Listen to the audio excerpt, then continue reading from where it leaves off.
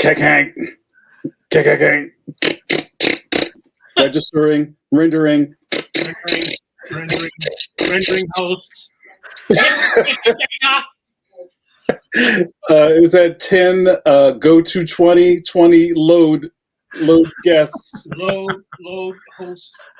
That's right. Once again, thanks to the Pencil to Pencil Orchestra. I know you love it. You love to see it. Welcome back to the podcast. We still owe those guys some Johns. Oh yeah, we have to pay. We have to pay in Johns. That's the Philadelphia currency. Couple tasty cake Johns. Oh, I haven't had a taste of cake in so long. Don't get me monologuing. We can talk about food. I'll say that for coffee break. Well, hello, welcome back to Pencil to Pencil, your favorite pandemic podcast, or live stream, or live stream. Live stream. Wow, that sounds very deep, Mike. Every Wednesday at 8 p.m. EST, Eastern Standard Time, these fine feathered friends come to you with tales of adventure, and we talk to other cartoonists, illustrators, people in the creative stripe about how they do their business. And lo and behold, we're all expert cartoonists ourselves. Well, hello, my name is JAMAR NICHOLAS, one of your hosts, Philadelphia's favorite son, and also proud papa. And I call myself a proud papa because my new book birthday for my kid, Leon the Extraordinary, happens next month. Well, almost next month. October 4th is a release date. And what they call in book publishing world, you guys, are book birthdays. Has your water broken yet? I don't know. I've been eating pickles and peanut butter for like 9 months, so something's going to happen soon. Please pre-order it wherever books are sold. I'm very excited. Published by Scholastic Graphics. Go team. Also joined at the proverbial hip by our newest co-host and somebody who had a real birthday just the other day, our good man. Steve's like, who? And Ringo Award nominee. For, what is it? What's the category, Steve? Best Humor Webcomic. Oh, for the middle age, our good buddy, Steve Conley. But it's serious, goddammit. Unfortunately, the next episode is there's not a single joke in the next little bit of episode, so I'm going to have this banner on my website, and it's just somber, very depressing. That's great. That's perfect. Thank you, Steve. And Steve, you're bringing a lot of texture to the podcast. I'm very excited to have you. And I would be remiss by not introducing I will give you a nickname tonight, Mike, because I know you hate it. You always wince when I give you one. My good buddy, go ahead. Master Chief of Comic Books, Michael Manley. Mike, what's going on? Let's see. Today was sort of a business day. Like put the strip to bed last night, and today I had all the things that you have to do. Like sort of like, I need to call this person back. I need to call that person back. I need to find out about this. I need to find out about that. Yeah. So I realizing that somebody's asking me for stuff, and then like you go look for it, and like, it's probably on a disc now, and then I got to plug the thing into my computer and see if I can find it. It's like I'm sure our guest tonight never has to worry about things like that, because those big corporations have people who just do that. You know what I mean? Like transfer. If you think about like since 1994, how many times I've had to transfer my images from one format to another format to another format, and then you hope that format, the thing doesn't get scratched or whatever. So I was doing a little bit of that today and trying to figure out where is that now? Mike and Steve, what is your oldest format of file saving? Do you have things on iOmega zip drives or SideQuest discs? I show SideQuests, and I think in the other room, which used to be the computer room. Yeah. I think I actually still have floppies, because when you would buy a font, it would come on a floppy. Remember that? Oh, wow. Yeah. Yeah, I still have a small little box of single-sided floppies, and I don't have any way of accessing them, but for some reason I'm holding on to them. I don't know what's on them. I someday I'll find a junk shop. Well, I've been paying attention to this thing because a lot of the viewers know that I'm a video game guy, and I'm into all the old retro stuff. And there are people who are starting to believe that disc rot, you guys, is attacking a lot of old I do have some optical media. Yeah, I do have some, probably circa mid 90s. CDs that are not good anymore. I'm sure because of that. Fortunately, my work from that period deserves to be lost. So. To the sands of time. You're putting those discs in the sun in the back of your car. I think I'm okay with that. Yeah. But I mean, it really is a big issue now. I guess now everybody puts stuff in the cloud, but then I always worry, like, well, what if Russia decides, like, okay, we're gonna like hit the target cloud. Mike, huh? We're gonna target Mike Manley. Yeah, we're gonna. Yeah, I mean, he and I have this blood feud, and I have this blood feud. So it's just something that I know that a lot of artists, at some point, you have that loss. Like you can't, if it's all, and especially if it's all digital. At least if it's print, worst case scenario, you can scan in your image. But if you're just producing stuff digital.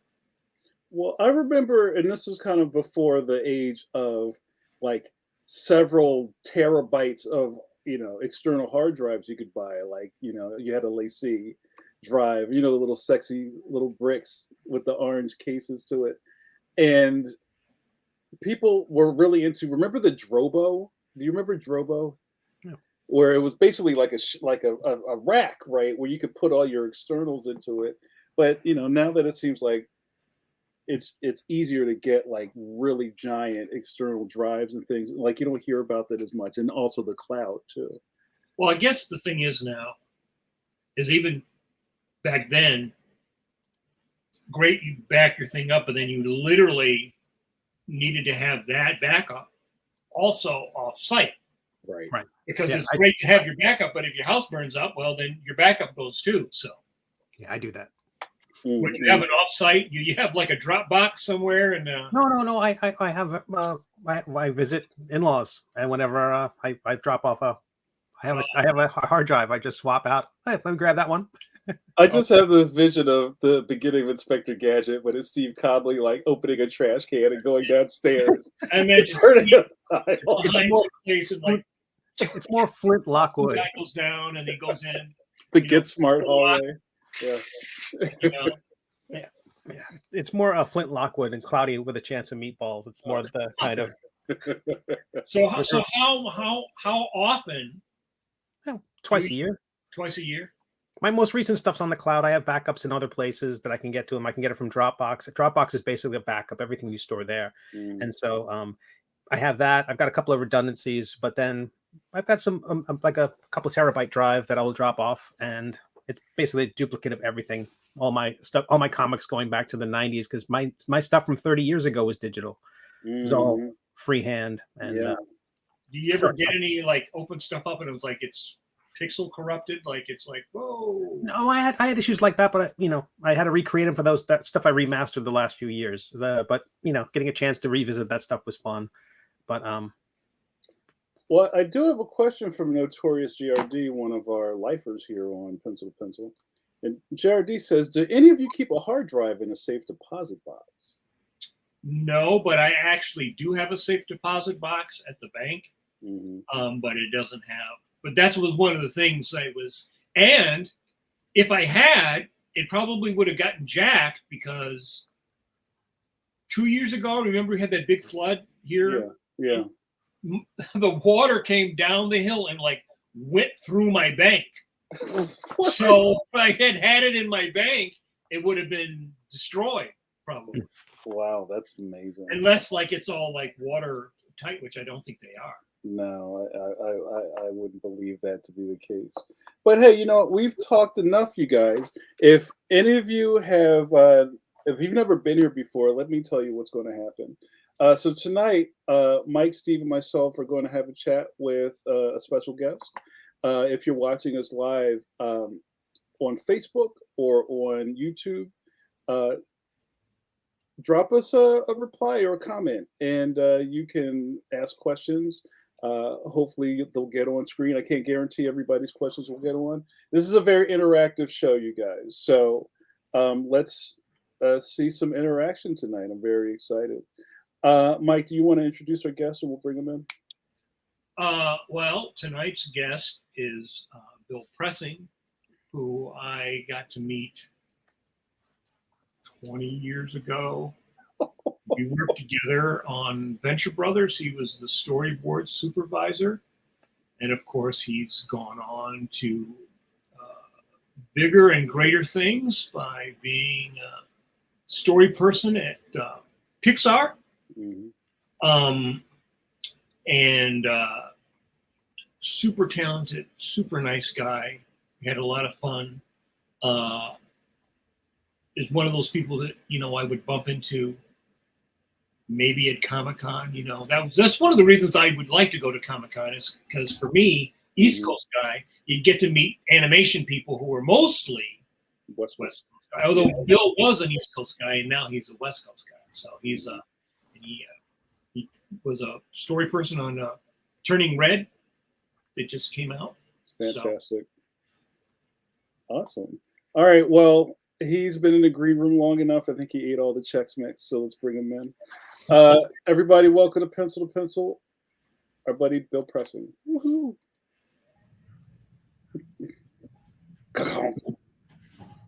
Oh, hello. Hello. Hi. Nice to see you guys. 20 years, huh? It's been 20 years. 20, yeah. Because I was working, at first I was working at MTV. Remember Spy Groove? Mm-hmm.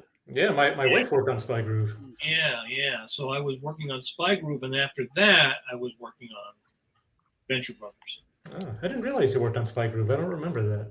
Yeah. I kind of put myself out of work on that show because of their production thing, and I kind of said, well, I don't know whether you guys really need me or not, but it was fun to go up and kind of commute to New York like every couple of weeks. So you weren't in house. You were mostly freelance. I was on staff, but I guess like long distance, which is how I was at Warner Brothers. I was on staff, but long distance. Right. So on Venture too, you were out of the office. Right. Yeah. I remember it was mostly communicating with you over the phone, from what I remember. Right. Back when we would like fax things. I was just thinking, were we faxing those boards? We must have been. Yeah. Yikes. Yeah. Modern board people have no idea how important it was to talk to your director and make sure that he went and made sure that the Xerox or the fax machine was full of paper before he went home. Because I would do that with Dan Reba on Superman and Batman. I would be faxing, It's funny to think that one of the important things in the studio back then was a dedicated phone line running into your fax machine. That doesn't really exist now.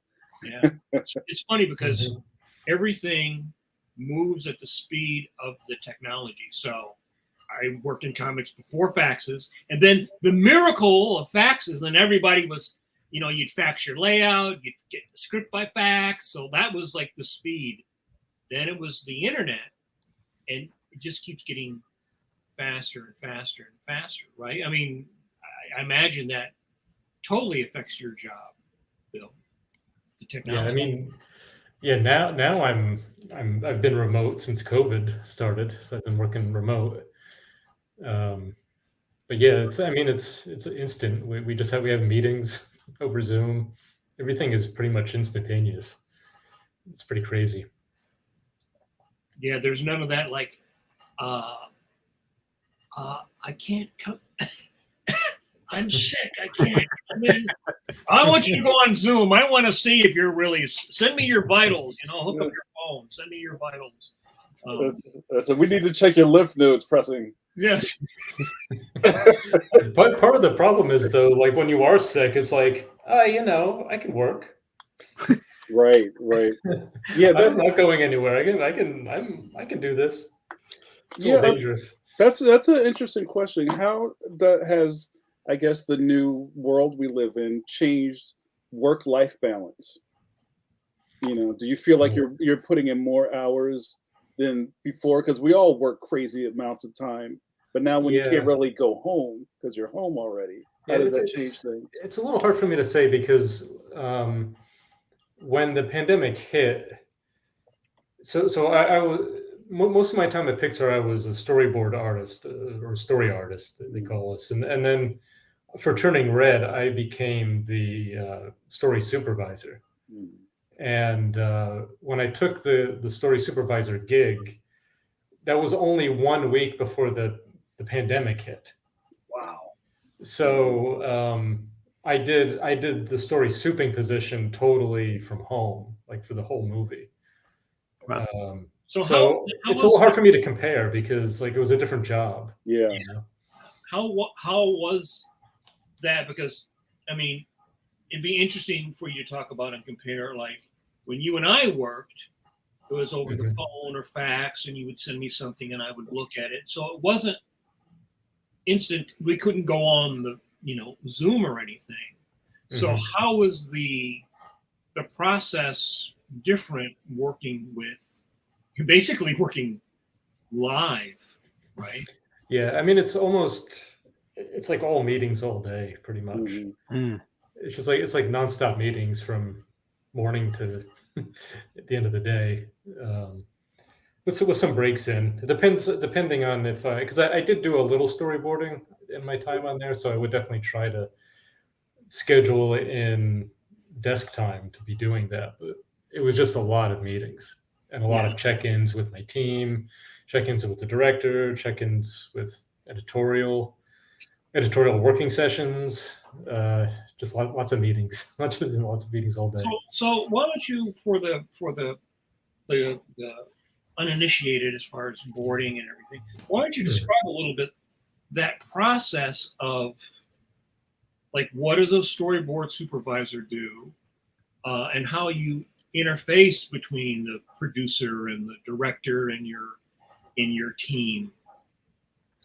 Yeah, so how do I describe this? So yeah, I'm kind of like one of my friends who was a story soup before I was, who I worked under, Kelsey Mann. I worked with him on Onward, and he had some good advice for me. And he described it as like the story soup is basically like a rowboat, and the story team is on one island and the director is on another island, and you're the rowboat kind of having to go back and forth between them. And and it can be easy to kind of unintentionally leaning to or picking a side, because you need to defend your team. Like you need to stand up for your team and your team's needs and creatively what the team wants, but then you also have to give the director what they want, and it can be easy to kind of fall into one camp or the other, where you just kind of wind up being on the story team side and then not really giving the director what the director needs, or wind up on the director's side and then just kind of wind up mistreating or not listening, not mistreating, but not listening enough to your team. So it's like a balancing act where there's like lots of and it's also very case by case, because sometimes in this case, maybe I have to, lean on the story team a little bit more, or, try to push the director in a direction for what the team needs, or vice versa, and trying to be balanced between those things. Now, as I understand it, and maybe I'm wrong, when the Pixar stuff is seems like the process is very liquid, so it's not like I say George Lucas says, okay, we're going to make a Star Wars film. Everybody's got to do what George wants, right? And everybody's trying to fulfill his vision, right? That's what they're trying to do with the director.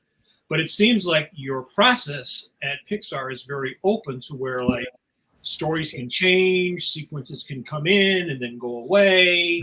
Yeah, very much. Right. And are you guys constantly sort of like running the story so far? Do you do that, like have a rough board and everything and you kind of go through it over and over and over again? Yeah, it works out to, in general, we'll have 8 screening cycles for each feature. Sometimes it's more, but in general, they try to keep it around 8. Like 8 and like an audience preview. So technically 9, I suppose, if you count the audience preview. But yeah, basically we would build the story reels, which the storyboard artists draw the storyboards, get delivered to editorial department, and then edit, cuts those boards with scratch voices, temp music, and that kind of stuff, sound effects.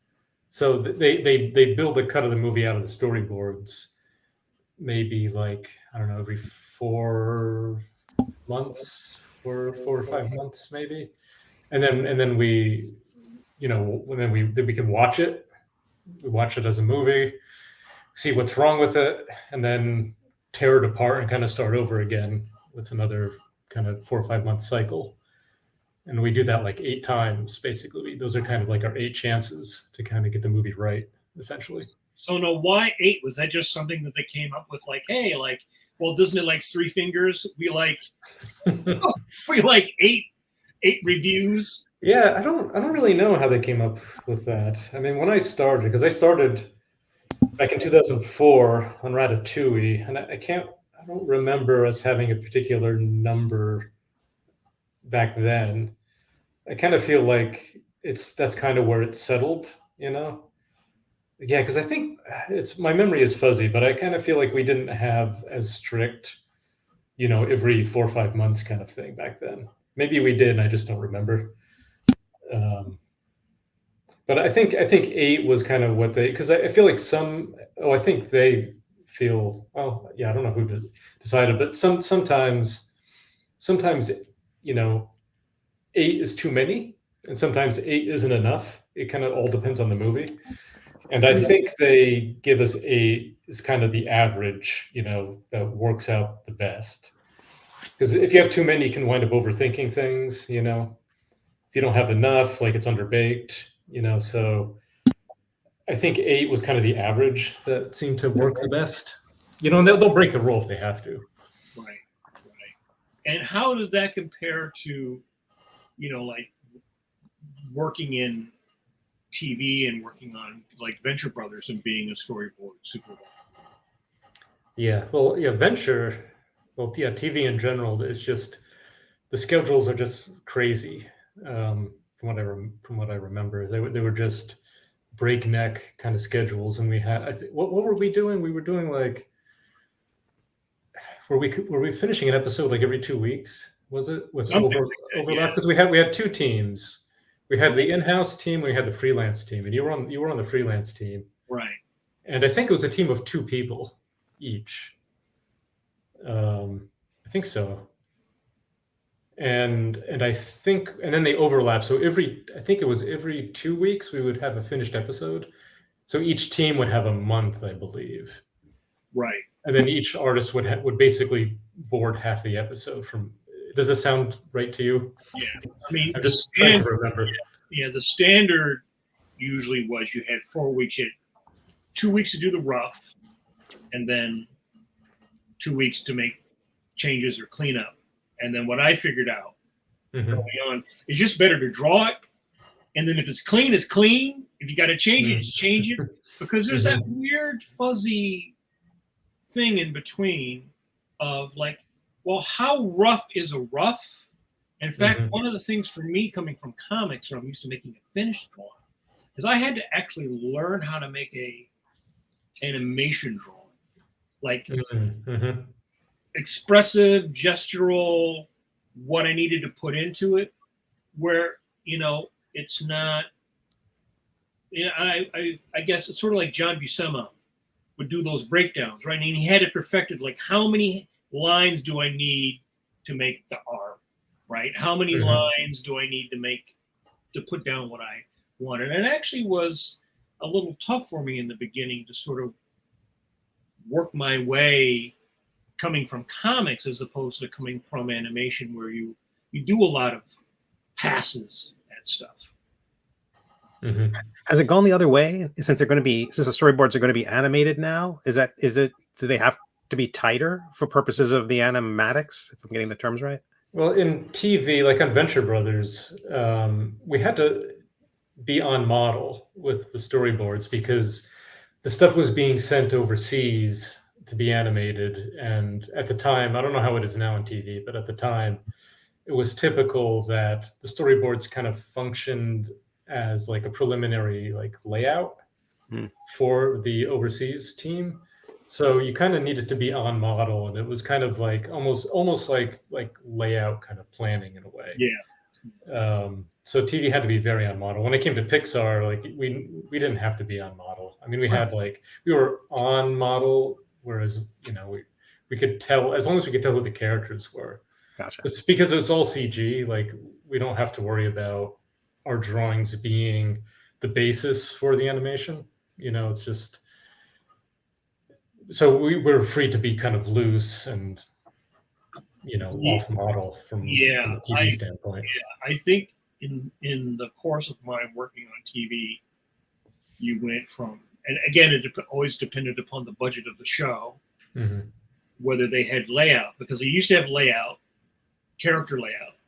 Like a lot of those really cool drawings you see on stuff like Ren and Stimpy and stuff, Mhm. those were like character layouts specifically drawn, because it would be like a weird pose or something, Yep. that Stefano or Crick Belusi or Bob Camp or somebody would draw. Because when you would send it overseas, if you sent that, the overseas studio would look at that weird drawing and go like, oh, well, that's an off-model drawing, and like correct it to what the model sheet would be, and then take out the weirdness. In fact, I can show, if you allow me to share the screen. Please do. I can show some Venture Brothers. These are some of my boards. Is that showing up? Not yet. Okay. Yeah, I'm not seeing it. And I want to say I hadn't seen Bill's Instagram, but I checked it out the other day, and I was about to be a real creep because I was about to click like on a million things. So I recommend everyone check it out. It's really great. It's all right. I don't mind. Okay. So here's a sequence. Yeah. All right. And Oh yeah, I remember this episode. yeah. So yeah, you had to be on model. It was fun drawing this sort of Doctor Strange. Yeah, Dr. Orpheus. Strange guy. So we tried to give him like, Yeah, you were always very on model. Yeah, I guess which was appreciated. Yeah, I guess that's a skill I picked up probably early in my career for working on a lot of different like activity books and stuff. They would want, like if you worked for Disney and you worked on something like Barbie, they were very, very, very strict about stuff. And they really, some clients, like Disney, my old girlfriend at the time had done some Winnie the Pooh stuff. And the Disney, she would send the stuff to Western. Western would send it to Disney. And then they actually had somebody at Disney sit there with a piece of tracing paper and go over the drawing, correcting it, and then send that back. Mm-hmm. Yeah, I actually did that kind of stuff when I was at Jumbo Pictures. Okay. For it was we were doing Disney's Doug, at the time. So yeah, I would be doing a lot of that kind of stuff too. Wow. I'd be getting drawings like that, and I was the guy that was correcting them during that period anyway. But that was just for that Doug stuff. Right. And then I found, well, one of the things, again, it depended upon the show. Like Venture Brothers didn't have a big budget, so there was a lot of staging considerations, like showing people walking like this as opposed to showing them walking like this, right? It was probably me telling you to do that too. Yeah, because if you just got the script, you just start drawing, and then they go, oh, like showing 4 people walking with all those legs in perspective is a lot of that's a lot of muscle and a lot of expense. It's a lot of animating, yeah.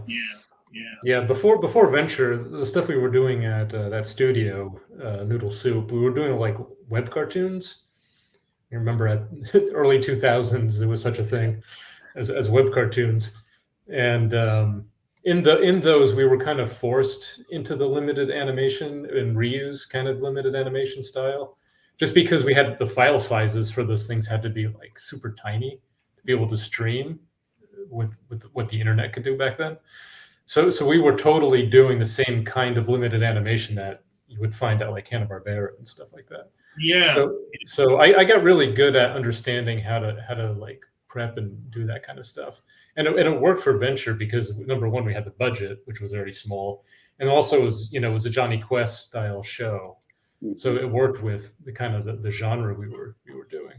Yeah. I mean, that's part of I guess the fun of it, is that sort of Hanna-Barbera cheat kind of stuff. But, you realize I was working on Ren and Stimpy recently, and you realize that the reason why those artists did stuff like that is because it worked and it was efficient. Yeah, for sure. It's sort of funny because I grew up with that stuff, so that stuff is so imprinted in my head from being a kid all in the 60s all the way up to now. It's really easy for me to think in those terms, but of course if you grew up post that, you don't necessarily think stuff like that because the work is not staged in the same.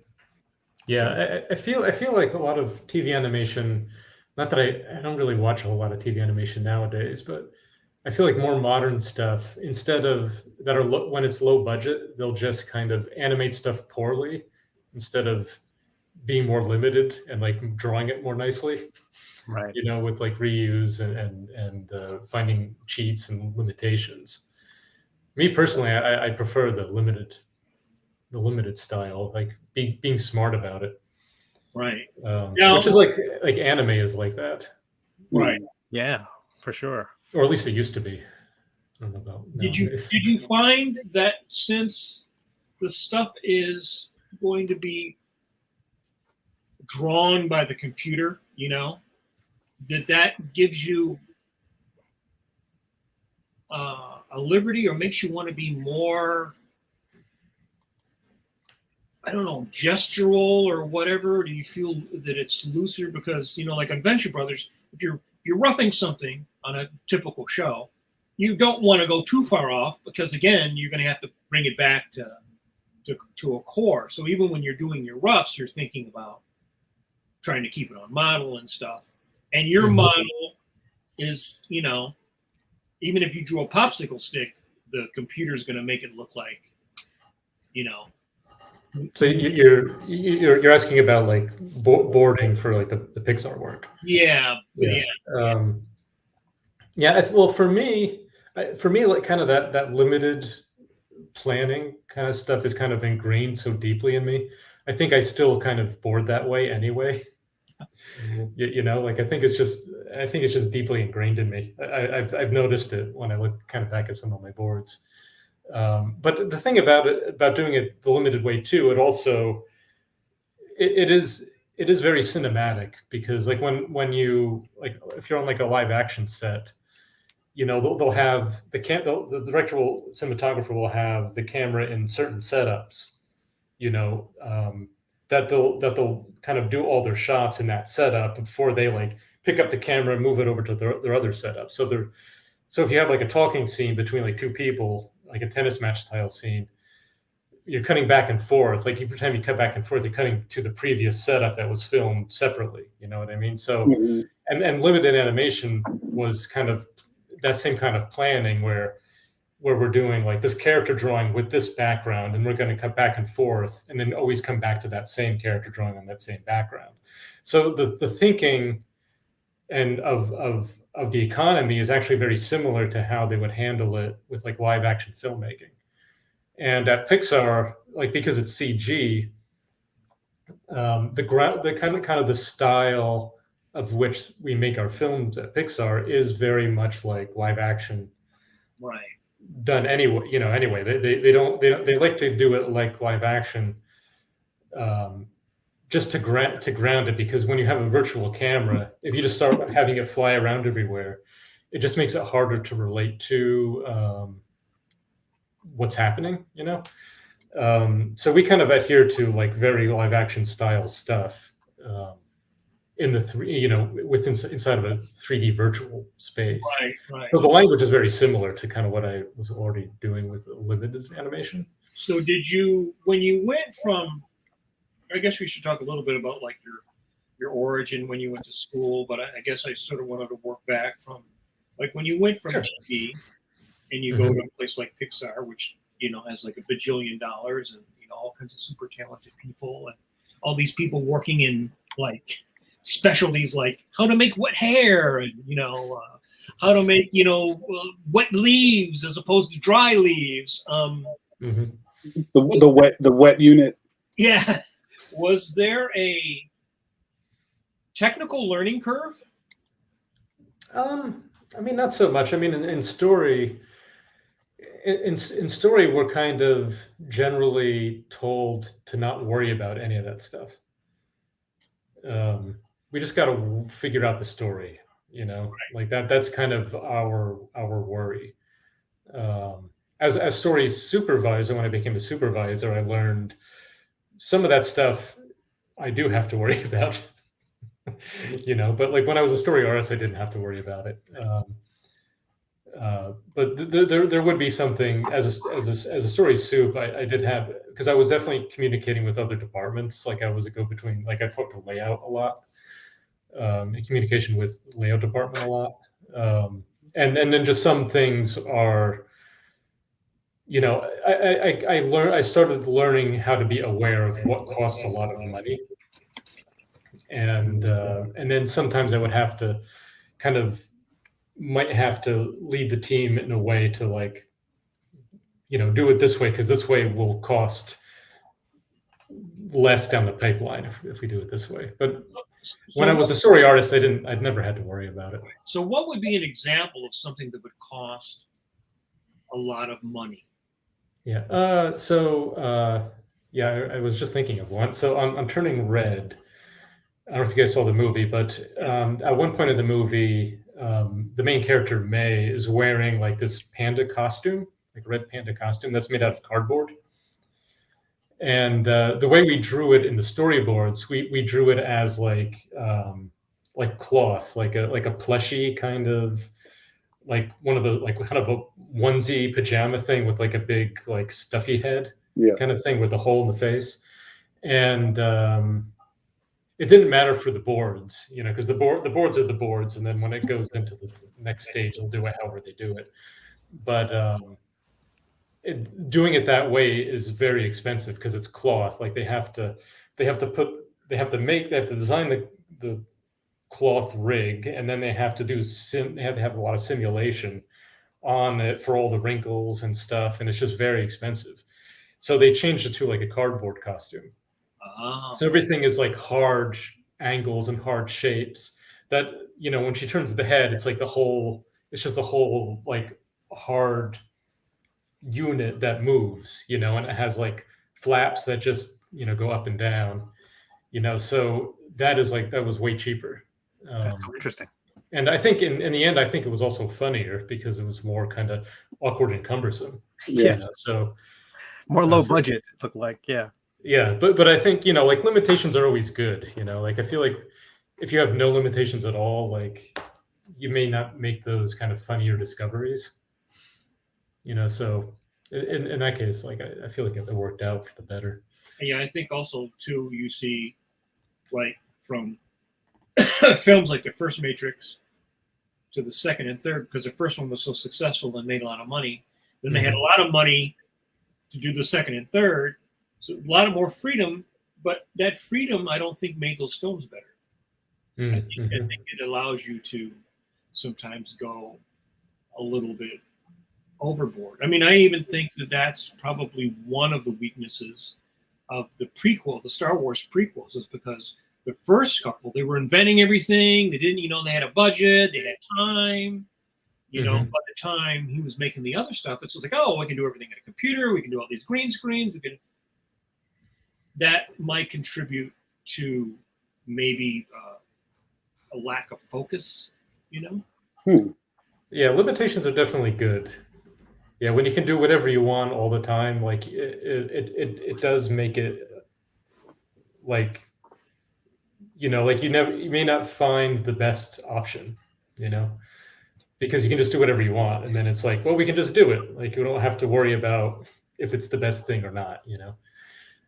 But when you do have that limitation, and then you're really kind of forced to really consider if it's worthwhile, it makes you consider if it's worthwhile, essentially.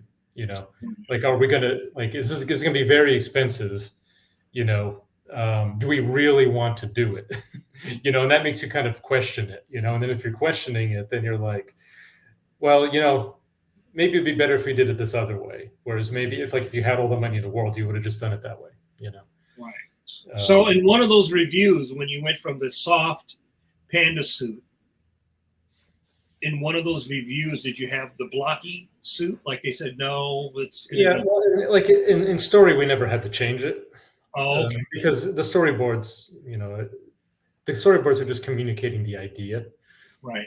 you know. So we never had to change it. It's just the next department over just knows that it's going to be, you know, a different suit.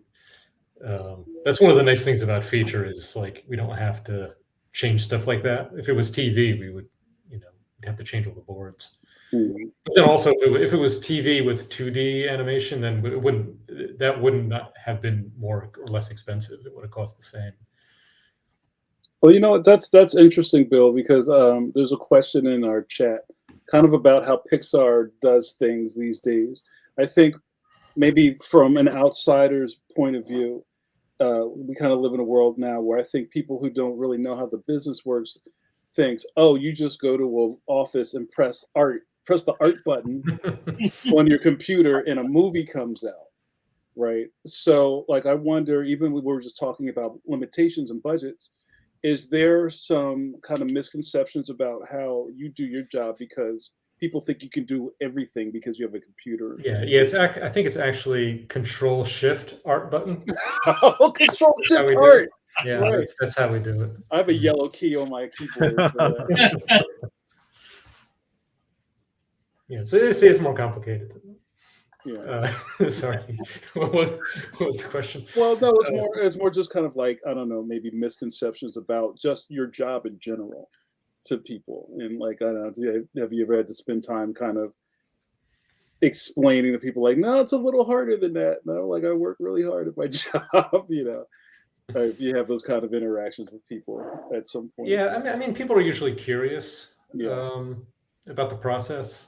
Mhm. You know, like I think one of the things that surprises most people is that we have that iteration process, and that we don't just have a script that's perfect and then we storyboard it. Mhm. Like I think that's what everybody thinks in general. They're usually surprised that we go through this, that the story is always in flux, the script is always fluctuating, you know, and that we have like this iteration process where we tear it apart. I think people are always surprised by that. That's the most common that I hear about. Like when which I- is not common on TV, although that's how Gendy worked on Samurai Jack.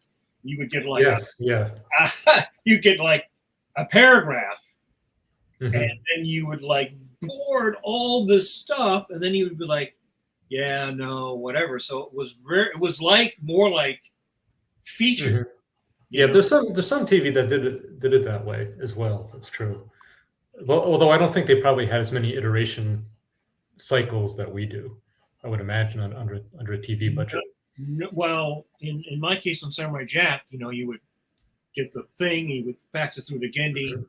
he would make notes or whatever, and then you would sort of go to finish. Although there was one show I did, it was fine, and then it was actually, it's on my blog, where he did this guy being hunted, and the characters are sort of like a cross between the Transformers and the Herculoids, and they're hunting this guy. And then he totally changed that to like these wolf guys hunting the guy. After I totally turned my board in, he like changed his mind, and he must have worked with himself and a couple of other people to like he didn't like that idea.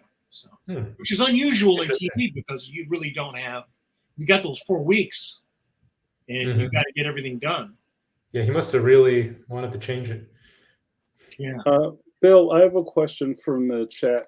Our good buddy Eternity Forever, you have to say it like that, asks, kind of going back to the panda costume, do choices like changing the costume ever affect the story in a greater way? Does cost cutting always win over story? Can you speak to that? Does it win? Well, I mean, like the budget is a very practical thing that exists. Like we don't have, even if when it's Pixar, we don't have all the money in the world. So I mean, story is very important. Pixar will like if story is in trouble, they'll usually spend more time and money to get it to work. So I mean, for Pixar, they'll definitely put in those extra cycles that they need to get it working better. I don't know if that's everywhere. But I mean, I guess this question is though more specific to like working within the budget, making it work within the budget. Because I guess that's the priority, is we're making things work within the budget that we have. Well, even I'm kind of trying to decode Eternity's question a little bit. It almost seems kind of, I see it in two different steps. Kind of like the panda costume, that change makes, maybe it was a cost thing, but it also is a better gag, right? Which is always kind of like, is this funny, right? Or is this kind of, does this plus the story? And then it's an opportunity to do other things, right? Oh, say again? And frees up cycles to do other things. Yeah, but also like it's an opportunity to make it better.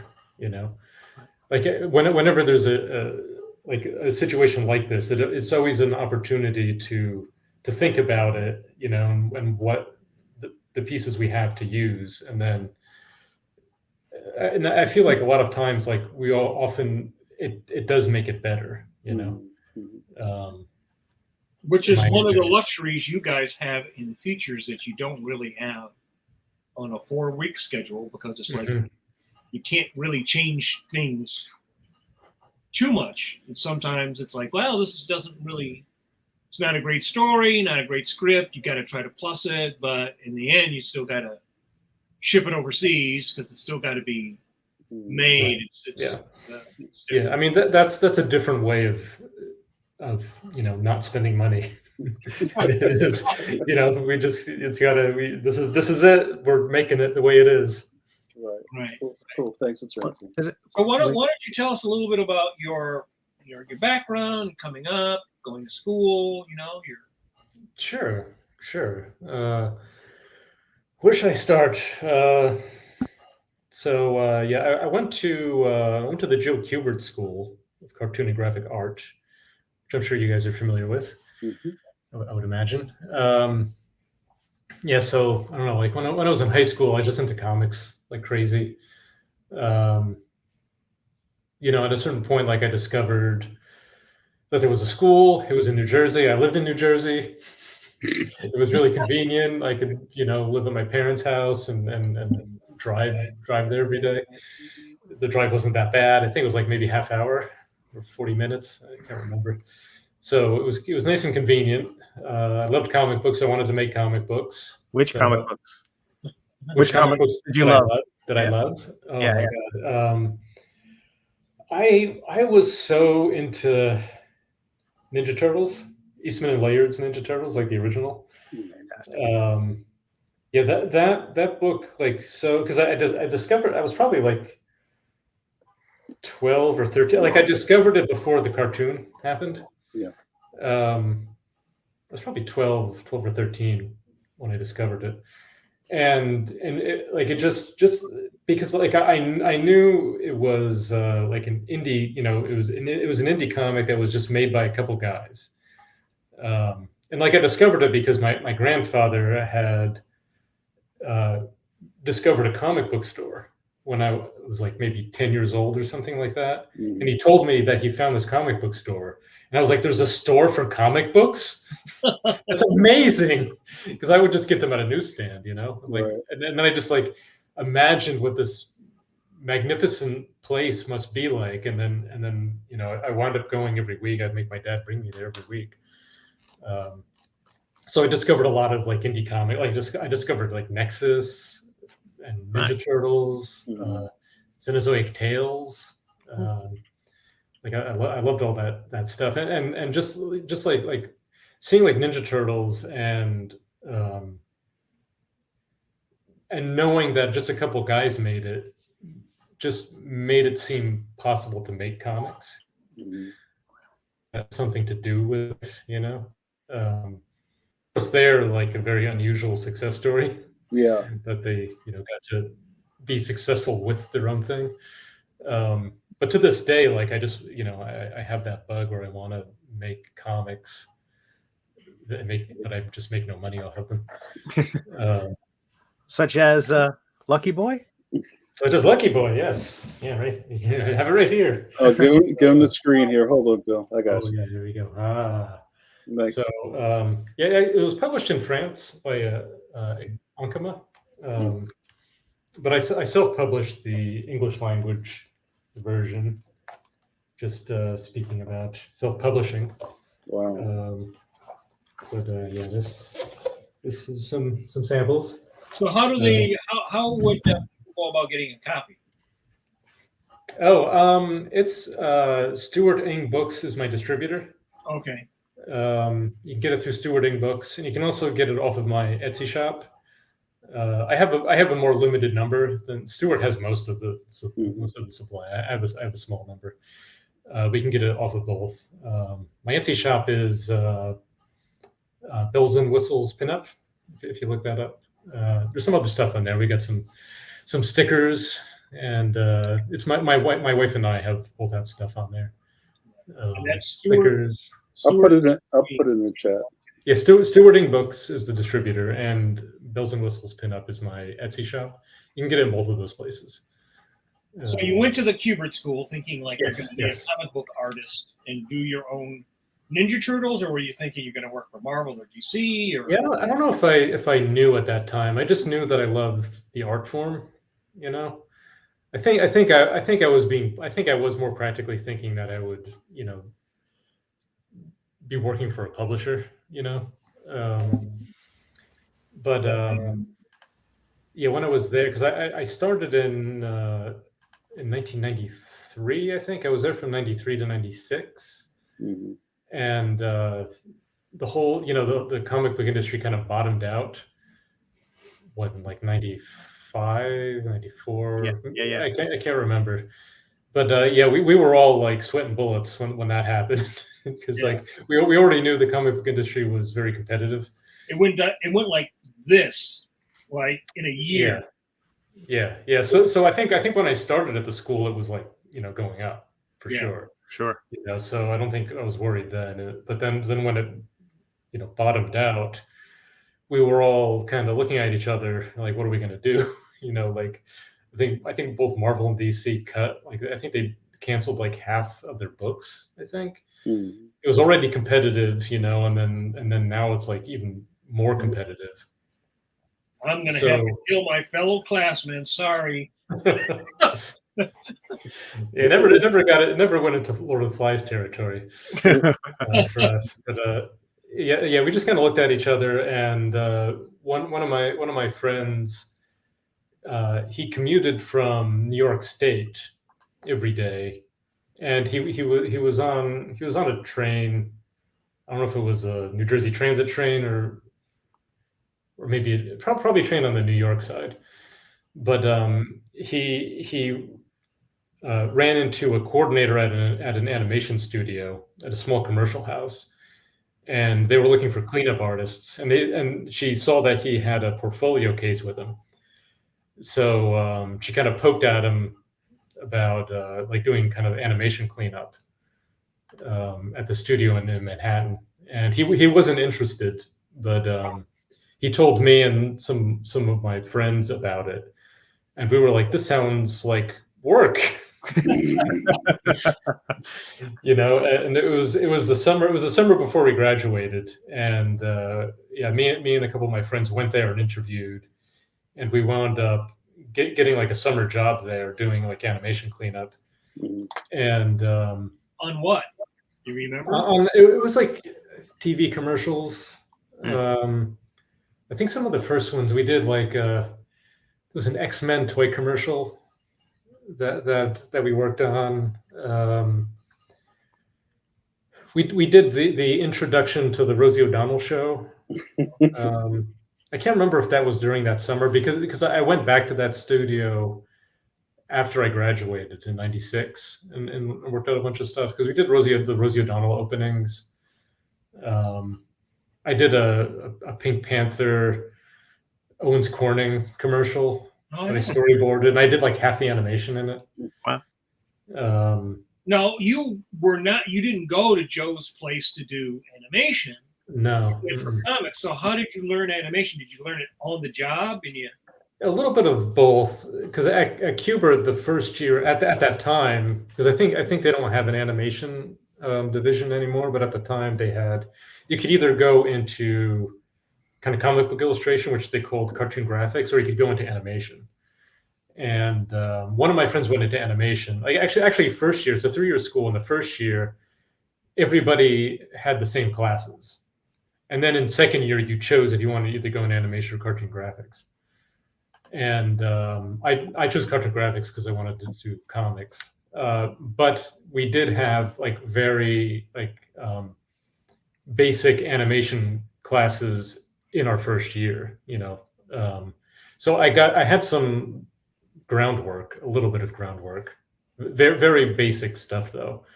But then when I wound up going to that studio, I did learn a lot of stuff on the job.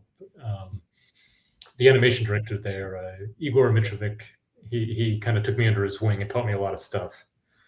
And it was a great studio to work in because since we're doing commercials, I kind of got to do everything in the process. Like I that's kind of where I did my first storyboarding. Mm-hmm. So I would storyboard, I would animate, I would draw backgrounds, I would design. I would do a little bit of everything. Bill, I'm sorry, Bill. I have a question for you because I'm always trying to figure out the emotional connection and things. Was there a point where you're now in the studio and kind of like veering to the left and right of what you thought you were going to be doing while you were in Kubert and going, well, hey, I don't want to get too deep because I still need to go draw comics? Or did you just go, all in on these? Yeah, how did it go? I guess I'm kind of skipping around, aren't I? No, this is good. But yeah, so let me just think through it. So I worked there that summer, and yeah, me and my friends were like, "This is great. There's work." We were doing cleanup. We were actually really good at it. I think because we had some very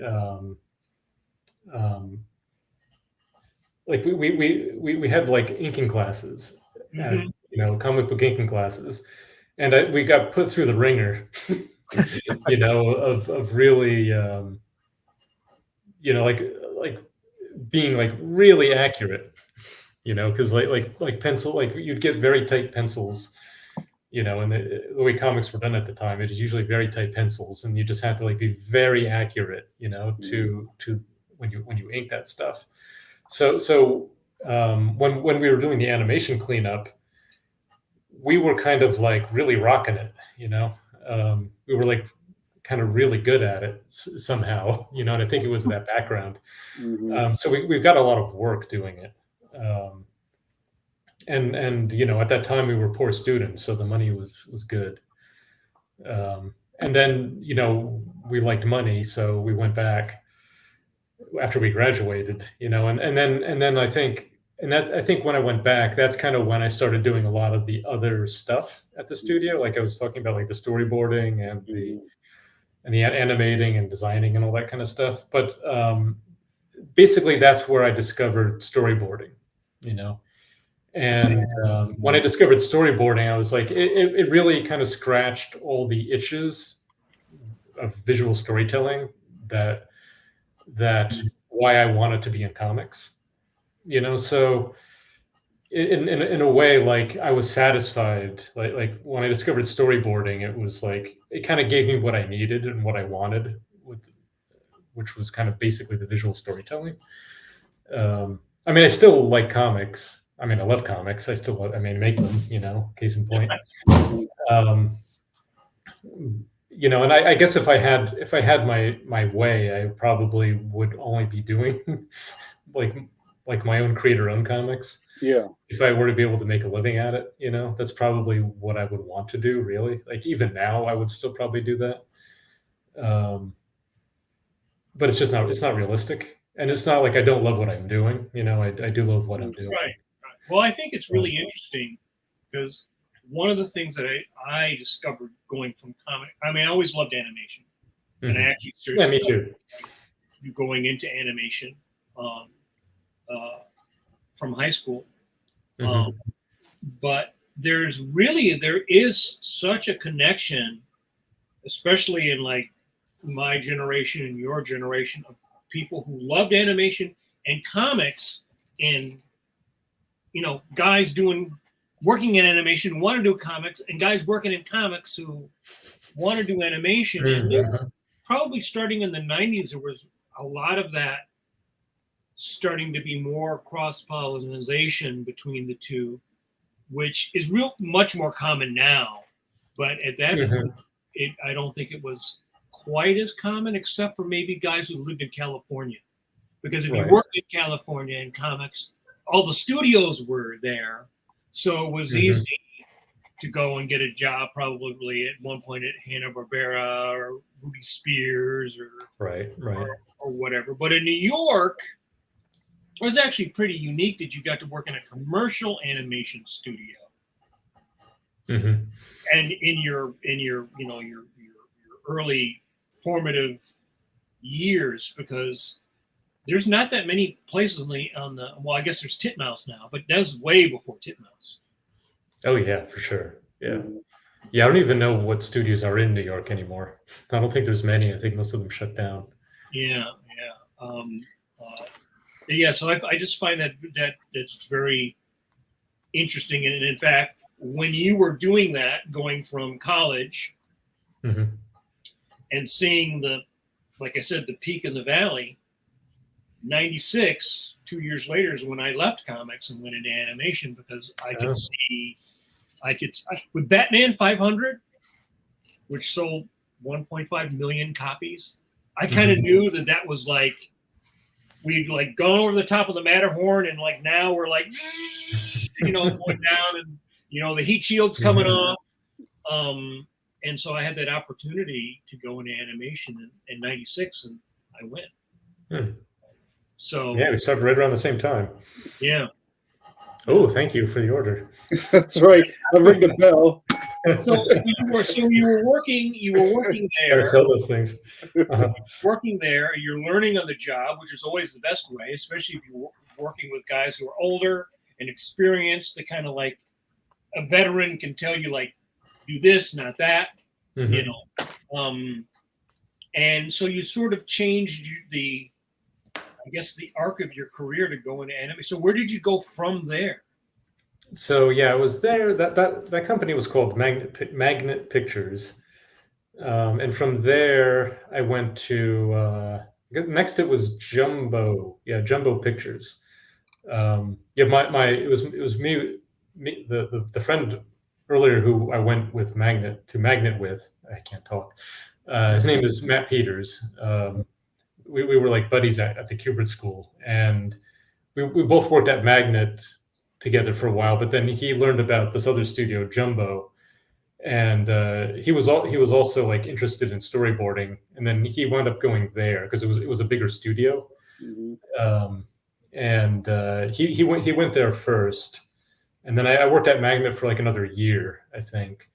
And also Jumbo was like they hired you completely because it was a Disney run studio because they were doing Disney's Doug, and so there was more job security there as well. It was a bigger studio, more people, job security. Whereas before that, it was just kind of I was freelance on like a job to job basis. Right. Magnet had a lot of work, you know, so I usually was never out of work. There was usually one job to the next. But he went to Jumbo just kind of, you know, for the appeal. It was a cool place to work. There was job security, lots of storyboarding. So he went there first, and then strangely, when he got there, he got a position of it's called special projects supervisor, where he wasn't storyboarding, but he was kind of doing like kind of these special side projects that the studio would do. Like publishing kind of stuff. Because that thing I was talking about where you would the guy that's doing the draw overs, you know, for like the books and that kind of thing. And then he really wanted to be storyboarding. So he brought me in. They brought me in, and he recommended me to take his place at Jumbo. So that was kind of my into Jumbo. So so when I went to Jumbo, I wasn't even storyboarding yet. So I kind of took over his position as special project supervisor. So that would have been in 1997, I think. It was a fun job. I met a lot of people. That's where I met Chris McCulloch, who, you know, became, you know, the Venture Brothers, aka Jackson Public. Yeah. Met a lot of people there. Enrico Casarosa, who's at Pixar now as well. Right. Yeah. Yes. Thank you. This turned into a HQC. Yes. Everything must go. I love it. And Bill, is this kind of like the early formations of the Monkey Suit project? Yeah, that's where Monkey Suit happened. Was at Jumbo Pictures. Yeah. Can you talk about that real quick? Because that's how I got to know about you and some of your colleagues back then. We're all in the soup back then. Right. In the indie soup. Yeah. Yeah. So I would have been. Yeah. What's it? Yeah. It was at Jumbo Pictures. It would have been 1998 and 1999 because I was there for 2 years. So, yeah, the first Monkey Suit came out in '99. So it was probably '98 when that was brewing. But yeah, it was Pat Giles and Mike Foran and Chris McCulloch, I think, that were this kind of the ones spearheading it. Was anybody else? Can't remember. Those were the main guys. And yeah, they approached me. They were doing this anthology, and they approached me. They saw my work, and they asked if I wanted to do something. And then, you know, Matt Peters was also there at the time, and Matt and I had this character that we created back at the Kubert School, Rex Steel Nazi Smasher, and then I decided, like we can use that character. You know, Matt wrote it, I drew it. Matt had a different story. I can't remember if it was in that volume or not. He did one called The Indestructible Hamster. That may have been volume 2, though. I can't remember. Yeah, yeah, we had this character. We had the Rex character, and I was like, oh, this is a good opportunity to use that character, and that's how that came about. But I have a couple of questions about that. One, so as I remember, and we talked before we went live about. I said, Bill, I'm pretty sure that we met years ago, probably on the show floor at a SPX or a Mocha or something. And I remember there was a really big buzz about Monkey Suit when it came out, and because it was really polished, in a room full of like Xerox Kinko specials. Like you guys like had this product and it looked like you knew what you were doing. So I remember some of the energy at the time was like, oh, this is a bunch of animators who were doing comics. Right. And kind of like hearing more about your background and that you're really a comic book dude in the first place. Kind of evens that out a little bit. So one of my questions to you about even Rex Steel and just being in this project, how was it kind of transitioning from wanting to do comics and going to school for comics and being in animation, and now you're doing this comic anthology? Did you kind of freeze in the headlights? Was it harder than you thought it would be to do this story? It was, I don't know. I just remember being really passionate about it. Okay. Like I was just so into it, Yeah. Because like Monkey Suit was basically what we called collective self-publishing. So it was one anthology book, but it was collectively self-published, which means we all put up the money for it. Yeah. So we all like put in, our share of the money, and we could publish it together.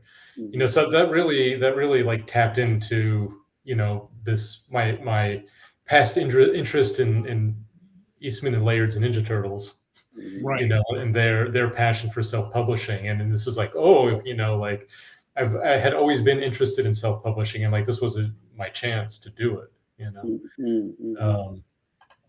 and like that first Rex story was pretty ambitious. I think it was like 22 pages. It was like a full comic size. And the Monkey Suit format was small, it was kind of manga size. And I was, this is kind of the early days of manga in the States. But I was like so into manga at the time too. So that first story was very manga influenced.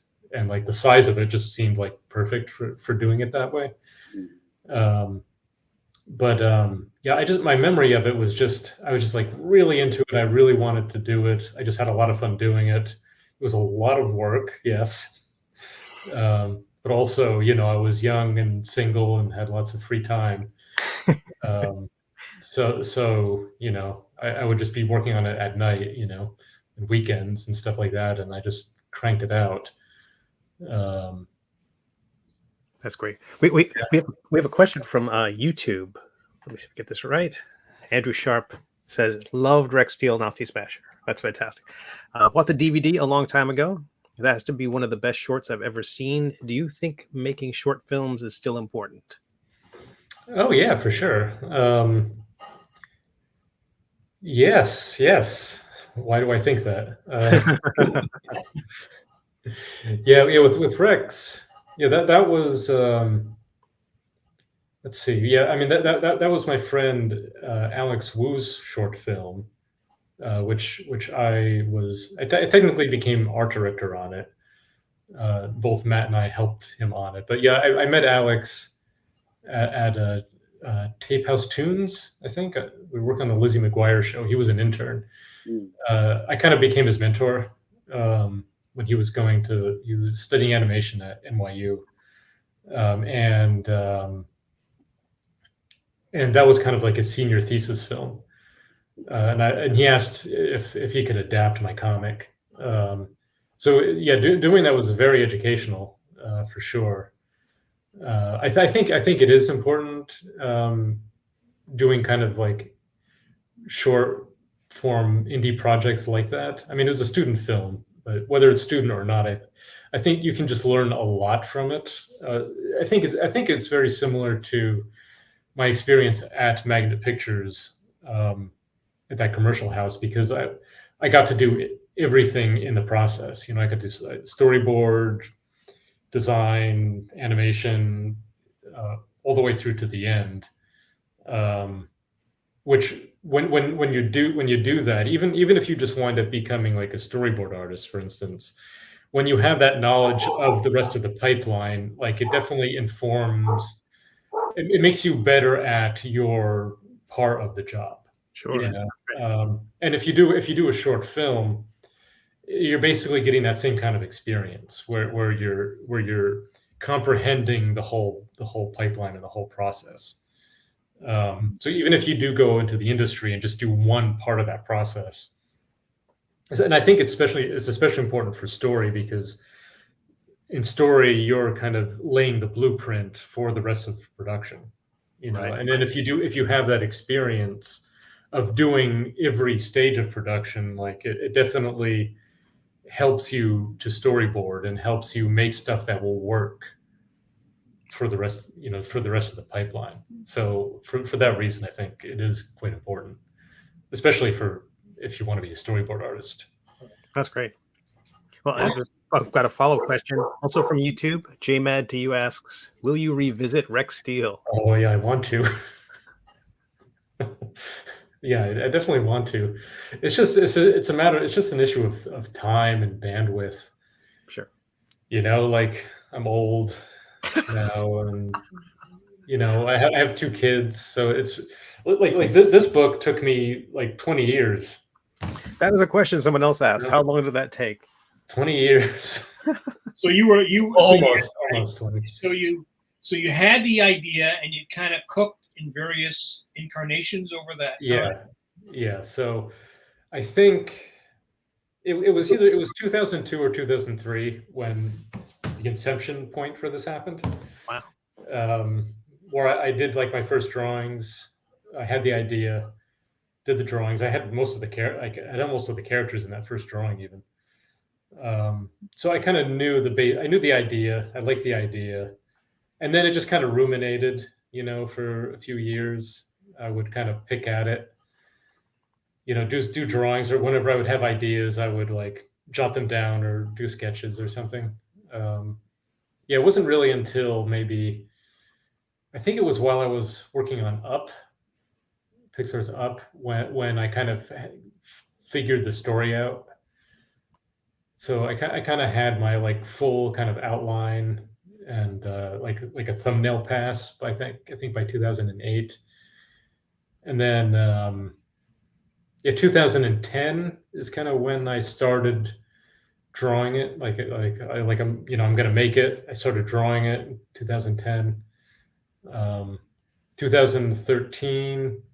Wait, when was it? Maybe late 2012. I did.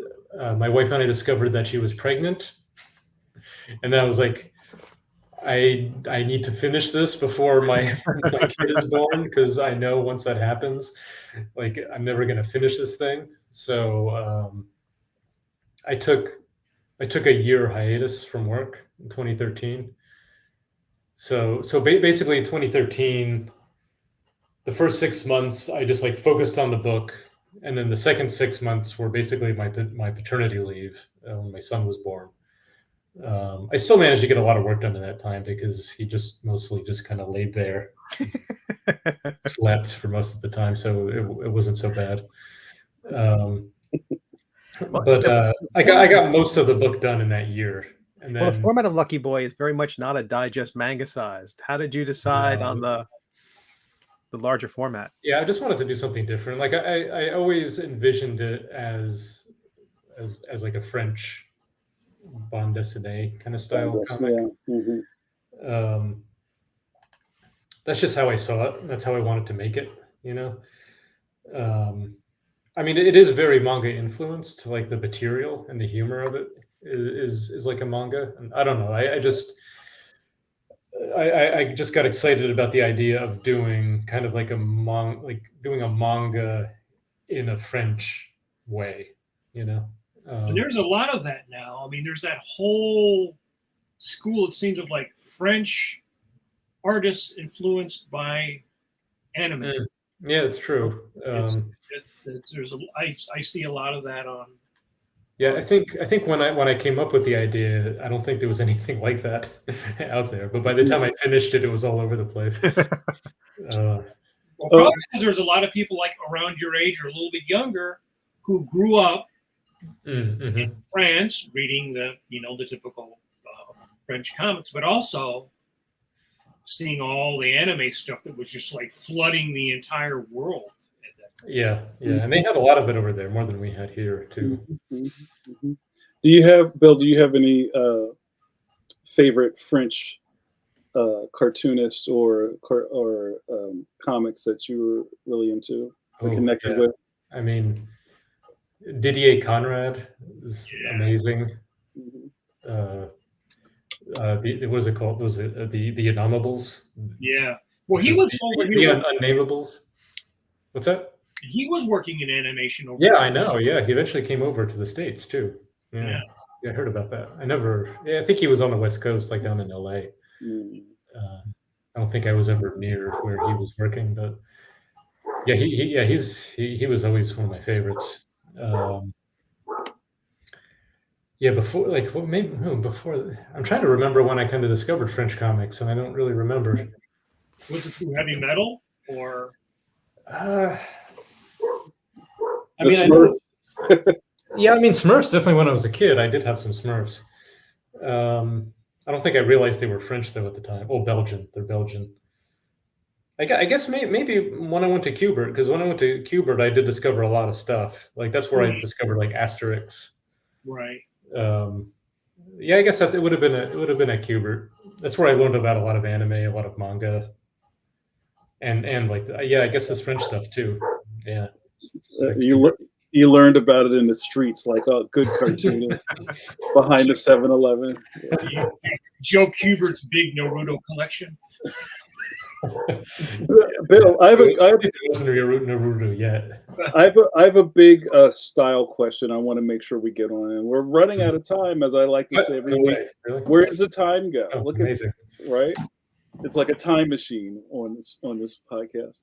Our good buddy, Notorious J. Robert Dean says, Mr. President, am I right to say that your influences include Will Elder and Dean Eagle? If so, if so not. No. Who shaped your artistic mind as a young artist? Dean Eagle. Like I discovered Dean Eagle kind of later when I met him. I think at Comic-Con. I don't think I was aware of Dean Eagle until I kind of met him, and by that point we were kind of doing something very similar. I think. So my influences, geez, when my influences were so different when I was at Qbert. I guess I cycled through some stuff. When I was at Qbert, like I was really into Al Williamson. I think I spent my second year just trying to be Al Williamson, and everything I drew just looked like Al Williamson. Because I liked Al Williamson, like Mark Schultz, Frazetta. It was much more illustration based. Like I was heading down more like an illustration path. And then the comic book industry went. And one of my good buddies, Brandon Vietti, he also had some of us went to work at that animation studio, and then somebody like Brandon didn't. I don't think he didn't do that, but he also had a realization of like, oh, maybe I should go to animation, and he started just drawing like for all of his assignments, he would do like Batman the Animated Series style stuff. He would actually do Batman drawings. Like for all of his Qbert assignments, he would just do Batman the Animated Series. Wow. Because he had a plan where once he graduated, he'll bring this as a portfolio to DC and try to do like the Batman Animated Series comic. Like he was going to try to do that, and instead he wound up taking all that stuff to the studio, and he wound up getting a storyboard gig on I think first Superman, because that's what they were doing at the time, and then Batman. Because he taught himself to draw in that style, so they snatched him up and put him on the show. as a story artist. But during that year, when I would watch him, like, because like my second year, I was laboring over like heavily rendered, heavily detailed kind of stuff, and it would take me forever to do assignments. And then I was watching him do his like Batman, his Batman assignments, which were much, simpler, more animation style. And because he was doing so much less detail-oriented stuff, he was getting his assignments done faster. Mm-hmm. So I was like, I'm going to do that too. And also because, I just worked to the summer at an animation studio, it seemed like a good idea. So my third year, I just kind of started doing more animation style stuff. Like So who were the guys that you were, or gals you were looking at as far as like animation? Like people were using, like certain Disney guys or Warner guys? Yeah, I mean, I was looking at Bruce Timm because I really liked, and I also really liked animated, Batman the Animated Series. Mm-hmm. I wasn't doing what Brandon was doing, where Brandon was like literally drawing Batman. But I was kind of just doing stuff in that vein. I wasn't trying to ape Bruce Timm. I think maybe I was kind of done aping at that point too, since I spent so much time trying to ape Al Williamson. So I think I was just kind of doing more animation-y looking stuff. But yeah, speaking of Will Elder, like I think like I can't remember at what point, looking at the Playboy cartoonists. But I was more influenced by what's his name? I'm totally blanking on his name. The Plastic Man guy. Oh, Bill Cole. Yes. Mm-hmm. Yeah, Cole. I was much more influenced by him. I would say, and he was doing comic book stuff too, but he had a very clean line kind of stuff. I really liked clean line stuff too. I mean, I wasn't just. I mean, second year I was aping Al Williamson a lot, but before that, I did have a lot of clean, very clean line stuff. Like Steve Rude was an influence, and he had a very clean line. Michael Dooney was a big influence on me because he did those Ninja Turtle comics. And it's so he did the the ones where they were really well drawn. So I always, and he drew girls really nicely too, which is a big influence. What about like Roy Crane or Wally Wood or guys like that? Yeah, I liked Wally Wood too. I liked Roy Crane as well. Wally Wood, I think, was more of an influence, not a super big influence. I think Jack Cole was the biggest out of those guys. Bruce Timm, and a lot of anime, honestly. Actually, Adam Warren who influenced me a lot at that time. That's great. Try to remember who else. Jeez. Well, it's funny that sometimes, we see this a lot, that a lot of fans try to kind of butt up when they ask a question of who were your influences. They try to sift through that and try to find the connection. Oh, I would never imagine, you'd be a fan of Al because I don't see your work in that way. Right. Yeah. I kind of dropped it. Yeah. So we're almost out of time, Bill. Do you believe that? We got one more question. We got one more question. Steve has the last question. That's right. We got a YouTube from James. He asks, I don't know if this is a big question or softball. Do you have a favorite piece of work you've worked on? Oh, like a movie or? Oh, he made it vague. Yeah, that is vague. That's good. I think my favorite movie I worked on is definitely Turning Red. It's beautiful because I mean, like I had that's the biggest impact I've ever had on a film, being Story Soup. Just creatively, like the impact on it was more than I've had before. Also, like I think it's a great movie. Also, I had a blast working on it.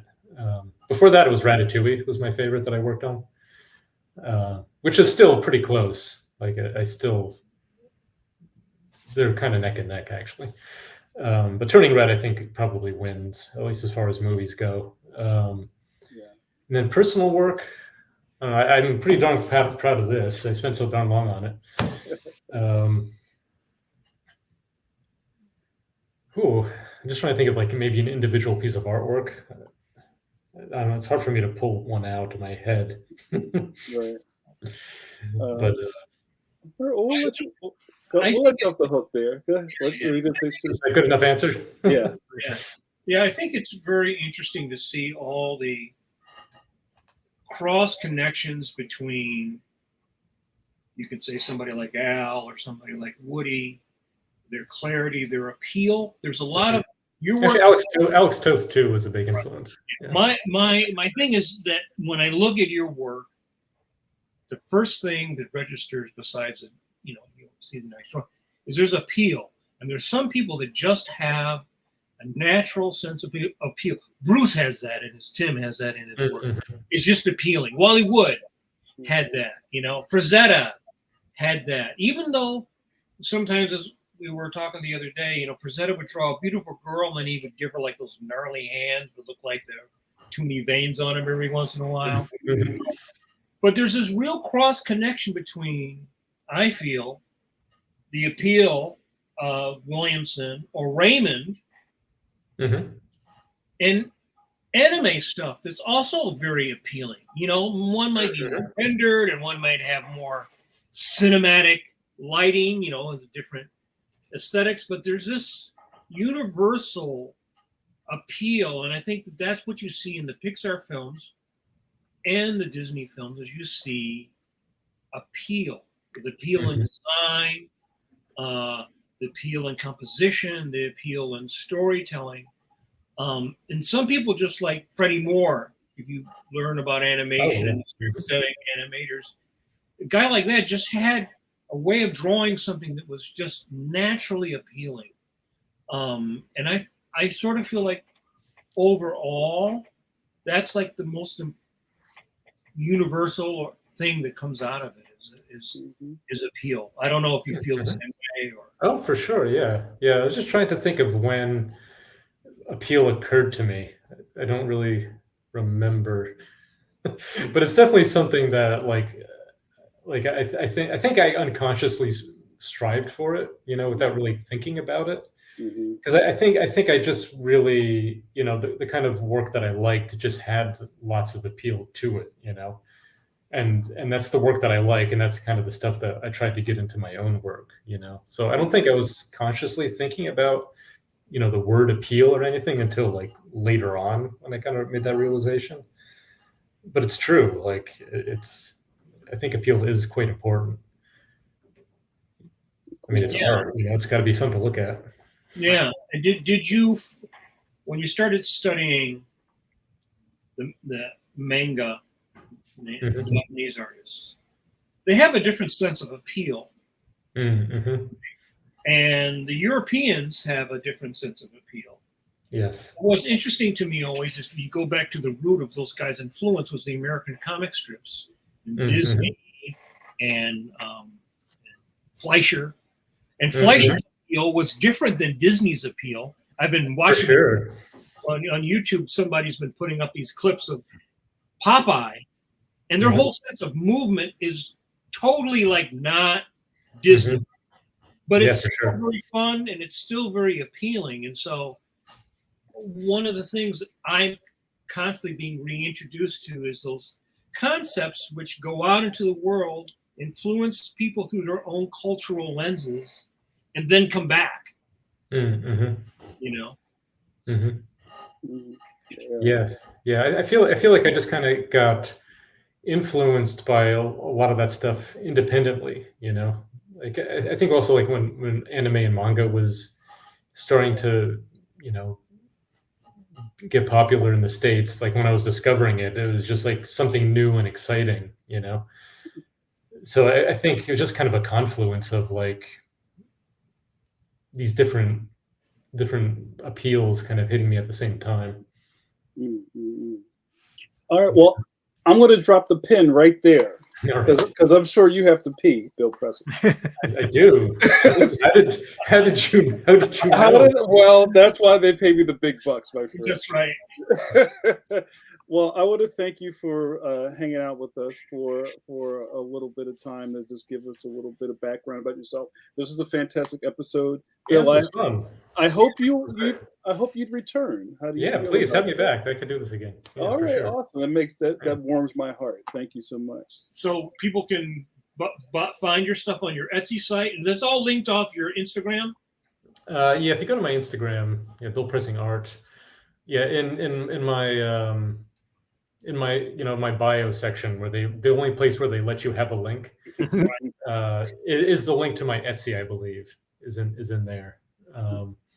But I have an old blog that's I haven't updated in a decade or more. Yeah, Which is But also there's also a bunch of my art is on there too. If you want to just go back and look at my old stuff. those temporary tattoos. Those are Which I have stickers of them now. So you fantastic. can buy stickers off of my Etsy shop. that's of great. those. I before we go, I wanted to show this my drawing of. I have plenty of books left. Yes. Oh yeah, your Rex Steel drawing for That's my first collected volume. That's Yeah. fantastic. 2004. Yeah, I was trying to find that. That's fantastic. Yeah, it's good to see you again. What is that? What is that? 90? Is that 04? Is that what that's? 2004. Yeah. Yeah, that's when we published the collection. Yeah. Oh, that's fantastic. Yeah, we had that book has way too many guest pinups in it, like way too many, because like Matt and I just like we were like, well, we're gonna ask like as many people as possible, and then we're only gonna get like maybe a quarter of them, But then I think most of them came through, and they're like, oh crap. So if you look at that volume, it's like there's just I think half the book is just like pinups.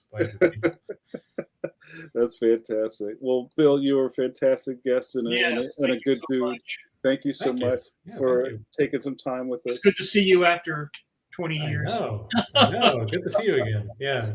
So I don't think we've ever met in person, though, have we? Oh, wow. Maybe at Comic-Con. Maybe we did. We met in person, I think, twice. Once at a New York show. Yes. Okay. And then once that I came up when I was working on the show. Wow, that's You're right. All roads go through Comic-Con. I love it. Mm-hmm. Okay, but I hope to meet you again in person. Yes, I do too. As with the rest of you. Yes. Yeah. All right, let's let Bill go. Thank you guys so much. We'll be back here next Wednesday at 8 p.m. Please like and subscribe so you can find out what's going on as soon as we figure it out. That's how quick the internet is. I would like to thank my co-host and our guest tonight, Bill, for hanging out with us. And Bill, you got to do our thing on our way out. We're still in a pandemic, guys, so don't forget to have a good night and wash your Kirby hands. Let's see those Kirby hands. Is this what you guys do? Yeah. Oh, that's a good. Yeah, nice. Mm-hmm. All right, you guys. Thanks so much. I can't line up. There we go. Line it up. Where's my camera?